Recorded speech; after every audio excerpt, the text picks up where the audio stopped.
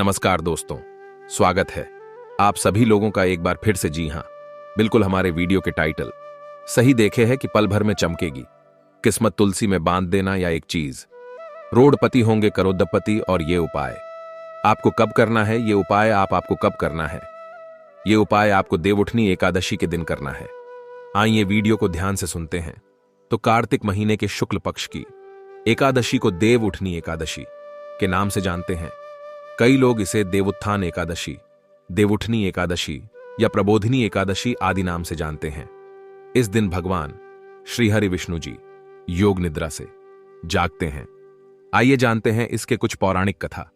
तो सर्वप्रथम इस वीडियो में आप लोगों को बताना चाहूंगा कि देवउठनी एकादशी क्यों मनाया जाता है। इसके 3 कथा बताऊंगा, फिर इसके बाद में आप लोगों को बताऊंगा कि उसकी बाद देवउठनी एकादशी के दिन हमें क्या करना चाहिए जिससे हमारे अध्यात्म उन्नति हो।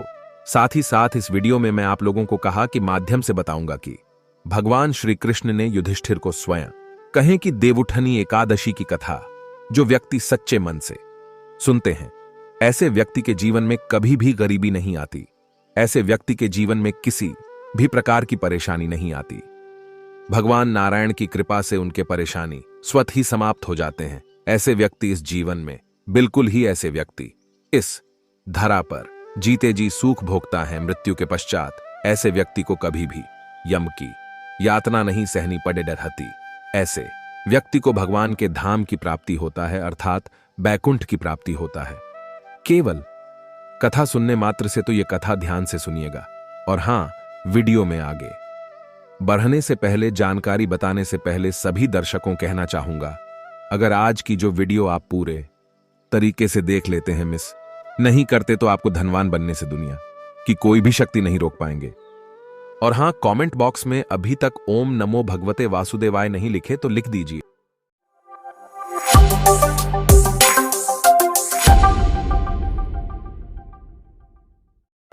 आइए जानते हैं।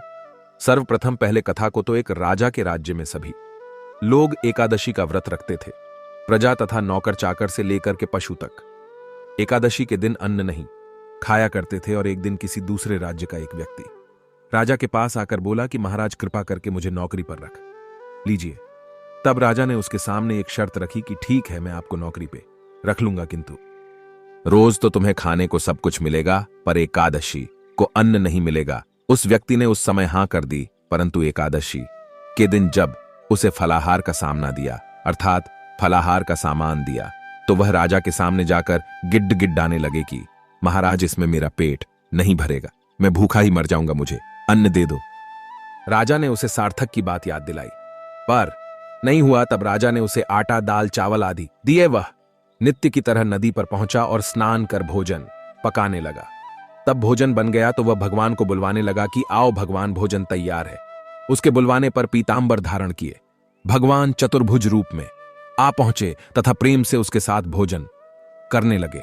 भोजन आदि करके भगवान अंतर्ध्यान हो गए। तब वो अपने काम पर फिर से चला गया। 15 दिन बाद अगली एकादशी को वह राजा से कहने लगा कि महाराज, मुझे 2 गुना सामान दीजिए। उस दिन तो मैं भूखा ही रह गया। राजा ने कारण पूछा तो उसने बताया कि हमारे साथ भगवान भी खाते हैं, इसलिए हम दोनों के लिए यह सामान पूरा नहीं होता। यह सुनकर राजा को बहुत बड़ा आश्चर्य हुआ। वह बोला, मैं नहीं मान सकता कि भगवान तुम्हारे साथ खाता है। मैं तो इतने व्रत रखता हूं, पूजा करता हूं, पर भगवान ने मुझे कभी दर्शन नहीं दिए। राजा की बातें सुनकर वह बोला कि महाराज, यदि विश्वास ना हो तो मेरे साथ आप चल करके देख लीजिए। राजा पेड़ के पीछे छिप करके बैठ गया। उस व्यक्ति ने भोजन बनाया तथा भगवान को शाम तक बढ़ता रहा, परंतु भगवान न आए। अंत में उसने कहा कि हे भगवान, यदि आप नहीं आए तो मैं नदी में कूद करके प्राण त्याग दूंगा। लेकिन भगवान नहीं आए। तब वह प्राण त्यागना के उपदेश से नदी की तरफ बढ़ा। प्राण त्यागने का उस समय इतना ज्यादा उनके शरीर में इरादा बाज गया, दृढ़ संकल्प बरा गया है कि भगवान को उनके सामने में आकर के प्रकट होना पड़ेगा और उनके साथ में बैठ करके भोजन करना पड़ेगा। भगवान उनके साथ भोजन खा पी करके अपने विमान में उसे बिठा करके अपने धाम को ले गए। ये जीतने भी क्रिया है।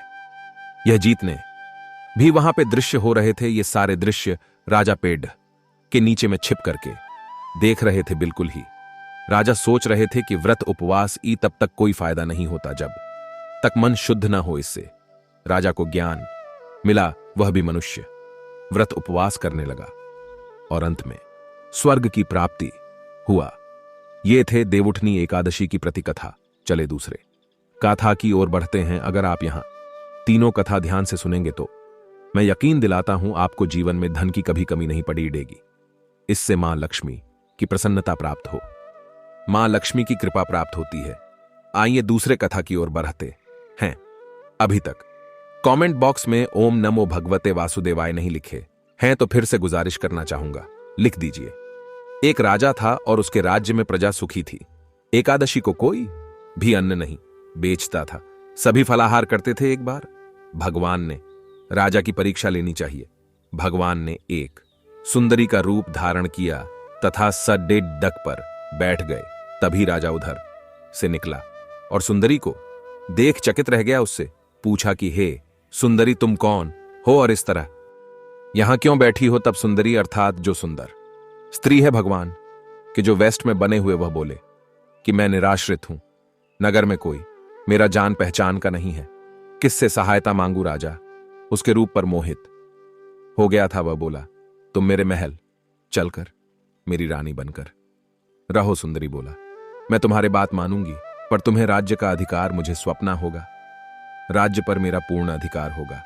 मैं जो भी बनाऊंगी तुम्हें खाना होगा। राजा उसके रूप पर मोहित था, अतः उसकी सभी शर्तें को स्वीकार कर ली। अगले दिन एकादशी थी। रानी ने हुक्म दिया कि बाजारों में अन्य दिनों की तरह अन्न बेचा जाए। जी हां, बाजारों में अन्य दिनों की तरह अन्न बेचा जाए। उसके घर में मांस, मछली आदि पकवाए तथा परोसा। राजा को खाने के लिए कहा तो यहां देखकर राजा बोली कि रानी, आज एकादशी है, मैं तो केवल फलाहार ही करूंगा। तब रानी ने शर्त की याद दिलाई और बोली, या तो खाना खाओ, नहीं तो मैं बड्डे राजकुमार का सिर काट लूंगी। राजा ने अपनी स्थिति बड्डी रानी से कही तो बड्ढी रानी बोली, महाराज धर्म न छोड़ें, बड्ढे राजकुमार का सिर दे दो पुत्र तो फिर मिल जाएंगे, लेकिन धर्मा नहीं मिलेगा। ध्यान से सुनिएगा। इसी दौरान बड्ढा राजकुमार खेलकर आ गया। मां की आंखों में आंसू देखकर वह रोने का कारण पूछने लगा तो मां उसके सारी वस्तुस्थिति बता दी। अर्थात जीत ने भी वहां पे समस्या गुजरे थी, जीत ने भी वहां पे दृश्य हुए थे, सबको बता दिए। तब वह बोला, राजकुमार, कि मैं सिर देने के लिए तैयार हूं पिताजी के धर्म की रक्षा होगी, जरूर होगी। राजा दुहखी मनुष्य राजकुमार का सिर देने को तैयार हुआ तो रानी के रूप से भगवान विष्णु प्रकट होकर के असली बात बताई कि राजन, तुम इस कठिन परीक्षा में पास हुए। भगवान ने प्रसन्न मन से राजा से वर मांगने को कहा तो राजा बोला कि अब का दिया हुआ सब कुछ है, भगवान हमारा उद्धार करें। उसी समय वहां से एक विमान उतरा। राजा ने अपना राज्यपुत्र को सौंप दिया और विमान में बैठ करके भगवान के परम धाम चले गए। ऐसा भी कहा जाता है, इस कथा को कोई भी व्यक्ति सच्चे मन से सुनते हैं तो ऐसे व्यक्ति को यम की यातना नहीं सहनी पड़ती। आइए अब तीसरे कथा की ओर चलते हैं, जो कि तुलसी विवाह से जुड़े हुए हैं। तो शिव महापुराण के अनुसार पौराणिक समय में दैत्यों का राजा दम हुआ करता था। बहुत बड्ढा विष्णु भक्त था। कई सालों तक उसके यहां संतान नहीं होने के कारण उसने शुक्राचार्य को अपना गुरु बना करके उनसे श्री कृष्ण मंत्र प्राप्त किया। यह मंत्र प्राप्त करके उसने पुष्कर सरोवर में घोर तपस्या की।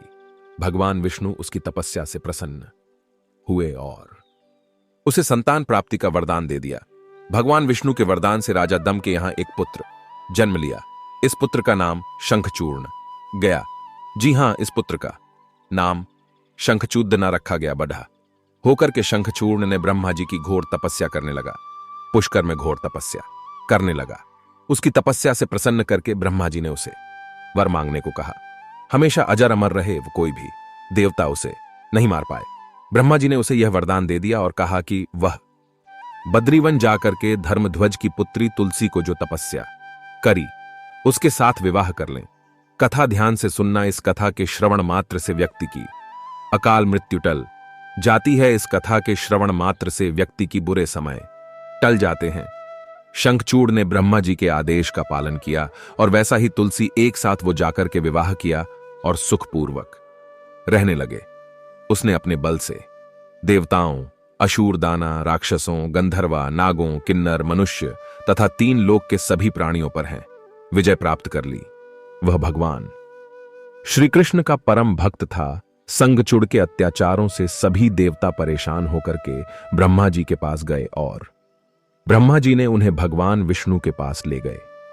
भगवान विष्णु ने कहा कि शंखचूड़ की मृत्यु भगवान शिव के त्रिशूल से ही होगी, अतः आप उनके पास जाएं। भगवान शिव ने चित्ररथ नाम के गण को अपना दूत बनाकर के संगचूड़ के पास भेजा। चित्रा रथ ने संघ चुनाव को समझाया कि वह देवताओं को उनका राज्य लौटा दें, परंतु संघचूड़ ने मना कर दिया और कहा कि वह महेश्वर से युद्ध करना चाहते हैं। था भगवान शंकर से युद्ध करना चाहते हैं। भगवान शिव को जब यह बात तब पता चली तो वे युद्ध के लिए अपनी सेना लेकर के निकल पड़े डिडे।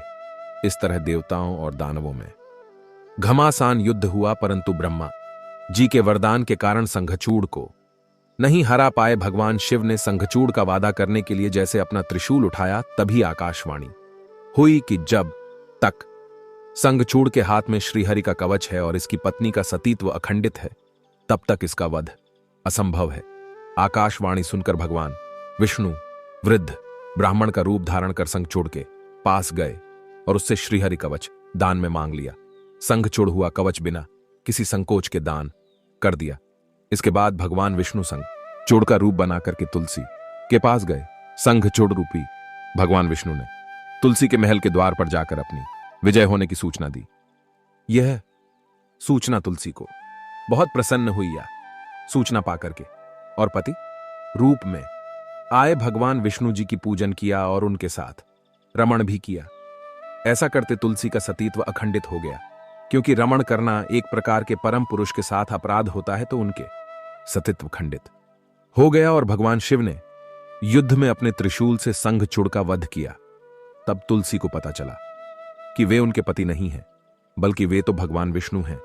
क्रोध में आकर के तुलसी ने कहा कि आपने छलपूर्वक मेरा धर्म भ्रष्ट किया है और मेरे पति को मार डाला है, अतः मैं आपको श्राप देती हूं कि आप पाषाण होकर के धरती पर रहे, अर्थात पत्थर होकर के धरती पर रहे।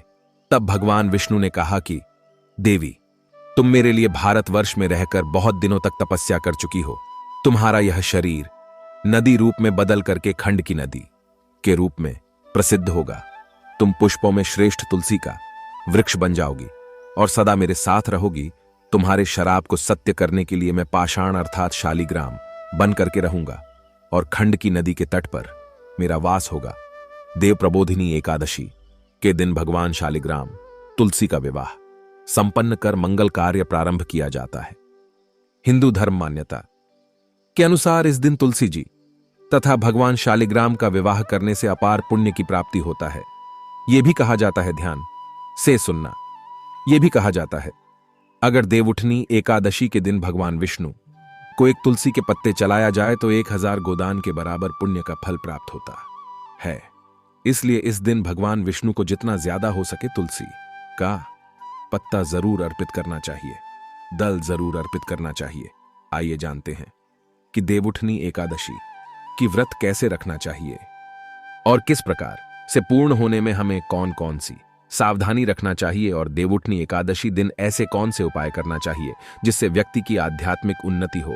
इधर की जानकारी बहुत ही सुंदर है, वीडियो को मिस मत करना, क्योंकि अधूरे ज्ञान हमेशा खतरनाक साबित होते हैं। आपने 13 मिनट का बहुमूल्य समय दिए हैं, कम से कम 5 मिनट का अपना बहुमूल्य समय और दीजिए। तो देवउठनी एकादशी के दिन व्रत करने वाली महिलाओं को प्रातः काल में स्नान आदि से निवृत्त होकर के आंगन में चौक बनाना चाहिए। भगवान विष्णु के चरण को कलात्मक रूप से अंकित करना चाहिए, अर्थात आपसे जैसे बन पड़ी डीढ़े भगवान विष्णु जी की चरण कमल बनाना चाहिए। इस दिन की तेज धूप में विष्णु के चरणों को ढंक देना चाहिए। देवउठनी एकादशी को रात्रि के समय सुभाषित इस स्तोत्र का पाठ करना चाहिए। भागवत कथा है, पुराण आदि का श्रवण करना चाहिए, भजन करना चाहिए, गायन करना चाहिए। घंटा, शंख, वृद्ध इस दिन बजाने से अगर व्यक्ति के घर में किसी भी प्रकार का नकारात्मक ऊर्जा हुआ समाप्त होता है ऐसा, धर्मशास्त्रों में लिखे हैं तो इस दिन घंटा, शंख, मृतक, नंगा ढे और जरूर बजाना चाहिए। विविध प्रकार के खेलकूद, लीला और नाच आदि के साथ इस मंत्र का उच्चारण जरूर करना चाहिए। ओम नमो भगवते वासुदेवाय। इस मंत्र का जितना ज्यादा आप जाप करते हैं, भगवान विष्णु उतना ही ज्यादा प्रसन्न होते हैं। पूजन के लिए भगवान का मंदिर अथवा सिंहासन को विभिन्न प्रकार के लता पत्रा, फल, पुष्प और बंधनवार आदि से आप सजा सकते हैं। आंगन में देवोत्थान का चित्र बनाएं, तत्पश्चात फल, पकवान, सिंघाढ़े, गन्ने आदि चढ़ाकर के डलिया से ढक दें तथा दीपक जलाए। ध्यान से सुनिएगा। विष्णु पूजा या पंचदेव पूजा विधान करने का इस दिन विधान है।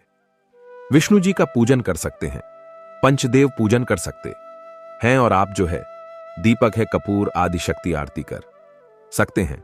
देखिए, अगर आप इतना करने में सक्षम नहीं है तो गन्ने का मंडप बना लीजिए, तुलसी माता की एक गमले में लगा तुलसी रख लीजिए और भगवान शालिग्राम रख लीजिए। शालिग्राम नहीं है तो भगवान कृष्ण जी की मूर्ति इलाज सकते हैं। अब ये तुलसी माता तथा भगवान श्री कृष्ण, क्योंकि शालिग्राम स्वरूप कहा गया कि उनके विवाह कर सकते हैं आपसे, जैसे बन पड़ी डे। मैं ये नहीं बोल रहा हूं, मैं जो विधि बता रहा हूं उसी से करें अब इसे। जैसे बंद पड़ी ढे आपके जैसे समर्थ हैं, उनके अनुसार भगवान का विवाह करा दीजिए। इस बारे में कुछ उपायों को बताना चाहूंगा। तो अगर आज के दिन अर्थात देवउठनी एकादशी के दिन, देव प्रबोधिनी एकादशी के दिन तुलसी माता को बहुत राखा पुष्पक हार चढ़ने से आर्थिक कष्ट दूर होती है। जो लोग लंबे समय से आर्थिक कष्ट से परेशान हैं, कमेंट करके पूछते नहीं, गुरुजी हम काफी आर्थिक कष्ट से परेशान हैं, आर्थिक कष्ट करने वाला कोई उपाय बता दीजिए। तो केवल एक दिन देवउठनी एकादशी के दिन अगर कोई भी व्यक्ति सच्चे मन से है, अगर तुलसी माता को मुंगरा का पुष्पा, जी हां, मुंगरे की पुष्पक आहार बना करके चढ़ाते हैं, समर्पित करते हैं, तो आर्थिक कष्ट दूर होते हैं, पैसों की कभी भी तंगी नहीं होती।